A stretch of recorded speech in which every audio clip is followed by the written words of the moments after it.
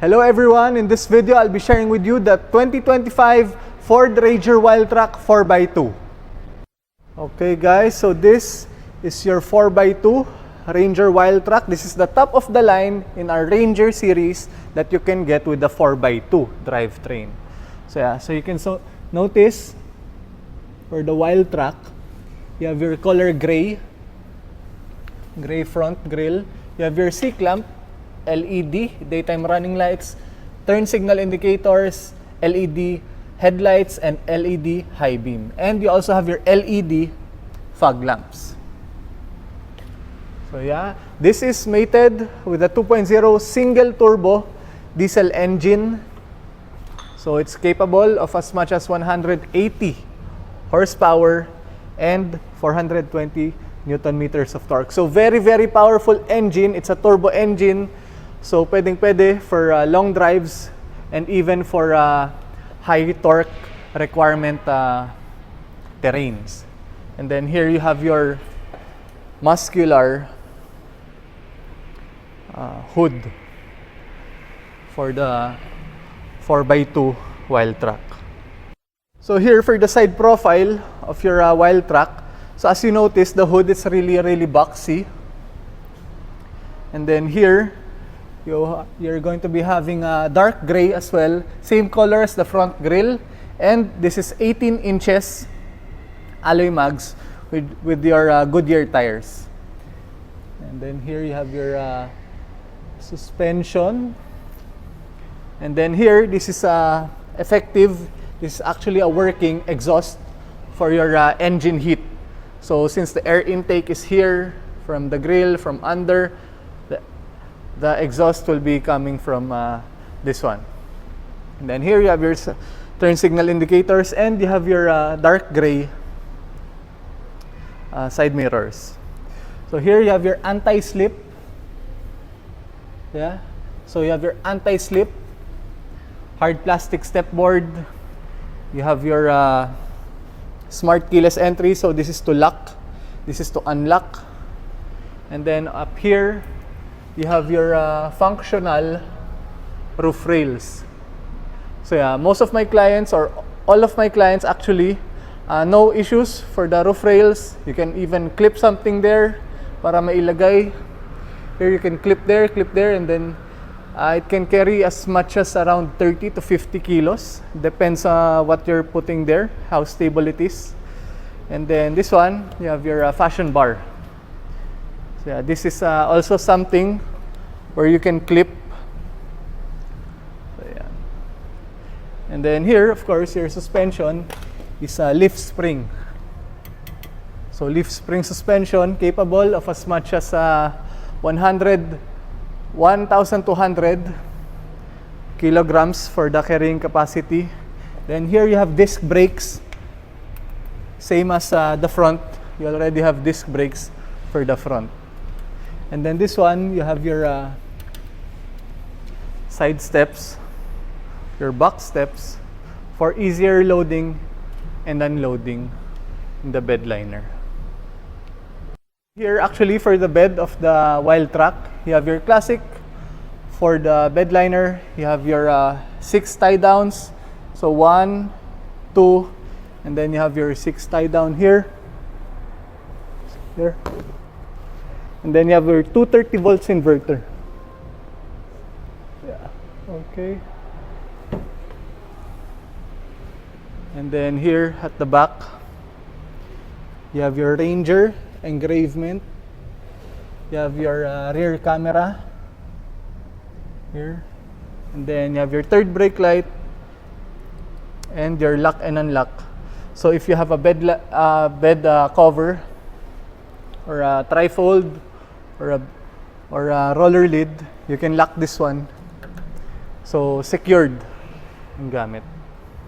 And your tail lights and brake lights are LED. Okay, so going inside, this is to unlock it using the smart keyless entry. So let me just show you. Your doors are different. So this is the door handle. So it's no more here. And then you have your lock and unlock, as well as your power windows, side mirrors adjustment, and then to fold the side mirrors electronically, just one click, even in transit, and then to lock the windows. So here you have your compartments. And for the seats, you have for your driver in the WILDTRAK, you have a power seat adjust. And then here, and then lumbar support for the lower back. Okay, so let's get inside.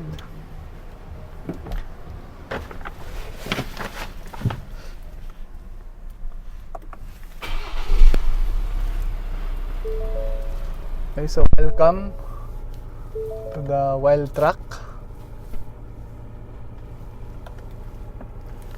Okay, so basically, you have your 6 inches digital instrument cluster. Here you have most of the useful information, like even for your direction. So this is for your engine temperature. This is for the fuel. So basically, we have 0 kilometers, so to empty. Speedometer. This is your handbrake indicator. So your transmission indicator. You even have your temperature and your mileage.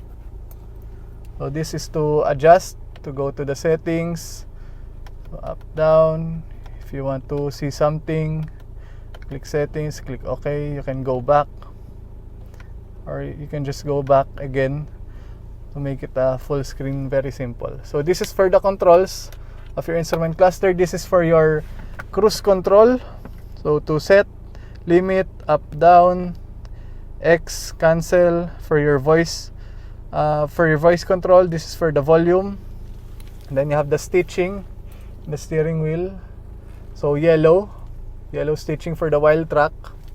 Then here for your infotainment touchscreen, this is for infotainment side and your unit side. So this is for the infotainment side, this is for the unit side. So this one, infotainment, you can connect your phone, Apple CarPlay, Android Auto.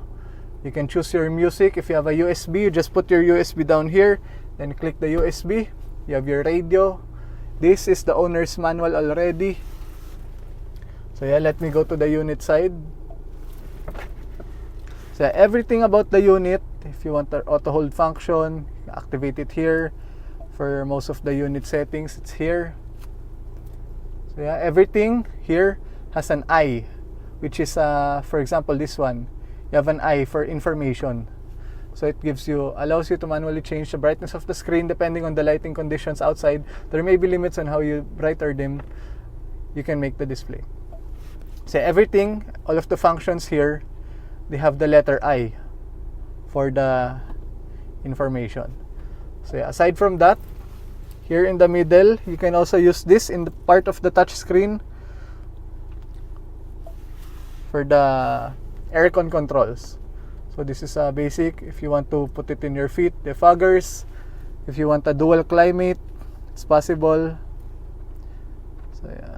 So here it's 17.5, and then here it's 17 only. So it can be different. So dual climate for the WILDTRAK already.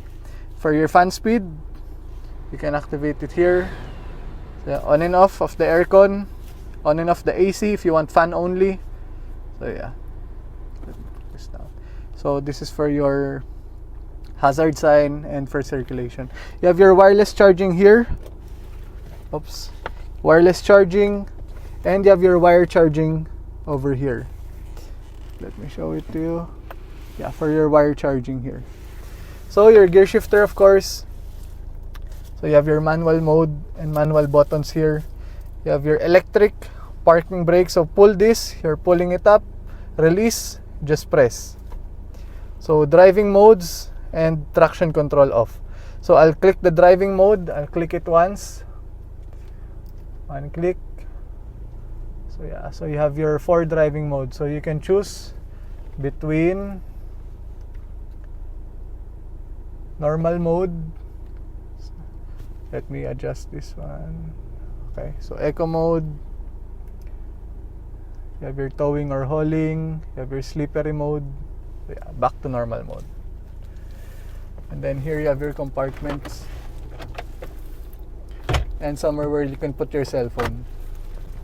So it's already auto dimming, And then these are your lights. And for your sunshade. In the second row, it's already very spacious and very comfort based for the WILDTRAK and all of the Rangers. So this one, you have your air vents here, and you have your 230 volts inverter. So that one, and you have your Type C and USB Type for charging. And then here, what's nice about the WILDTRAK is you have this one. So it's like a cliffhanger. So you have one here and one there. So it's a little bit dark, so you probably just don't see it. And then yeah, the seats of this one is very nice since it's molded. So it's like that. So here. So this is very spacious already since the front seats are already maximized to the rear. You have your anti-slip, like anti-slip steps here, and your anti-slip step board. Okay. Let me just close. If you think this video was helpful, please give this a like, subscribe to our YouTube channel, and share this with your friends who you think it might be useful. For any inquiries, you can contact me at 0936-994-6643. Thank you so much for watching.